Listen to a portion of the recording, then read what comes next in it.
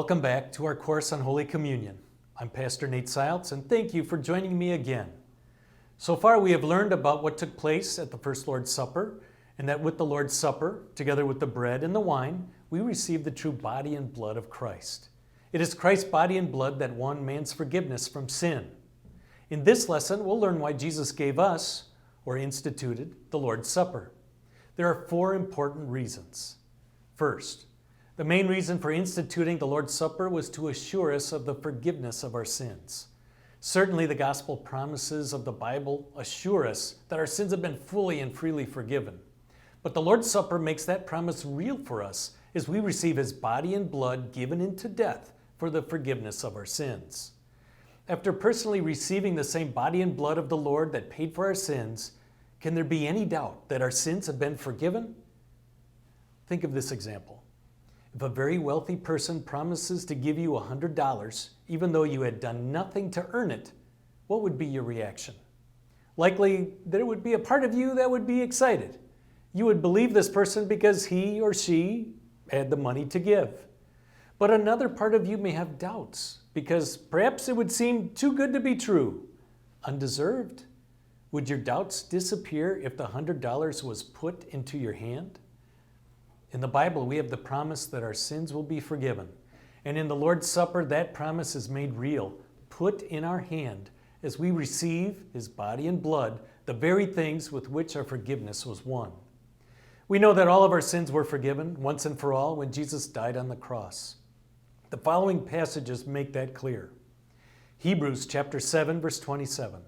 He sacrificed for their sins once for all when He offered Himself. 1 Peter chapter 3, verse 18. For Christ died for sins once for all, the righteous for the unrighteous, to bring you to God. If all of our sins are already forgiven, then how can the Lord's Supper be for the forgiveness of sins? The answer is clear and simple. When we receive the Lord's Supper, we receive forgiveness. But it is the same forgiveness that was already won for us once and for all when Jesus died on the cross. The Lord's Supper isn't new forgiveness. It's the same forgiveness received again. The second reason for why Jesus instituted the Lord's Supper was to remember what He did for us. After celebrating the first Lord's Supper, Jesus said, "Do this in memory of me."